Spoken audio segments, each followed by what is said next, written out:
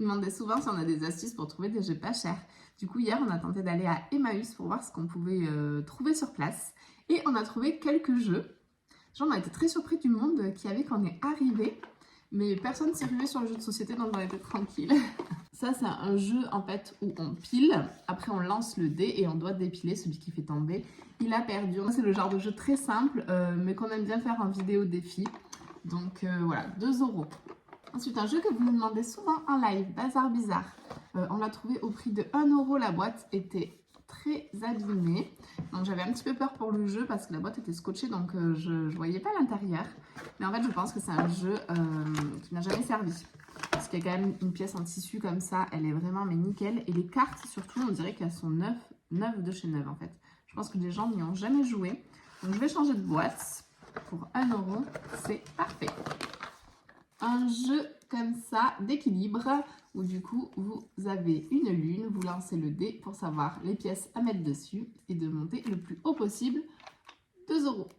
J'ai trouvé 2 jeux de chez Abba pour Anna, donc je suis trop contente. Il y a le bain de trempette, le jeu à l'intérieur, il est pareil nickel, 2 €. Et un jeu de lassage, donc je ne sais pas si vous connaissez, ça c'est pas vraiment un jeu de société, c'est plutôt pour la motricité. Mais pareil, il était vraiment trop propre. Voilà, et les petits éléments en bois à lasser. Et tout est parfait, les cartes et tout ça. Donc, je ne sais pas si c'est que les gens n'y jouent jamais ou pas.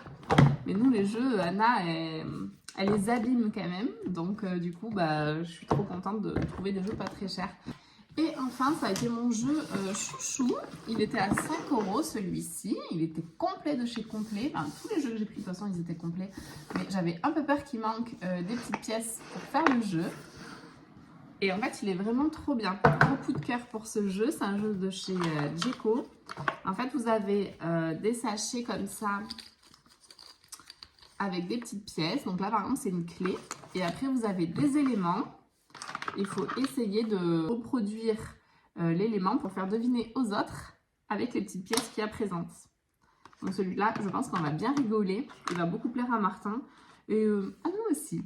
Franchement, 6 jeux pour un total de 15 € qui sont complets et qui sont en parfait état, à part parfois un peu les boîtes. Je recommande à 100% et je pense que je pourrais aller refaire un petit tour là-bas dans quelques semaines. Dites-moi qu'est-ce que vous pensez de cette petite sélection du coup pour 15 €. Moi, je trouve qu'il n'y a pas mieux. Là, je suis très contente de mes trouvailles.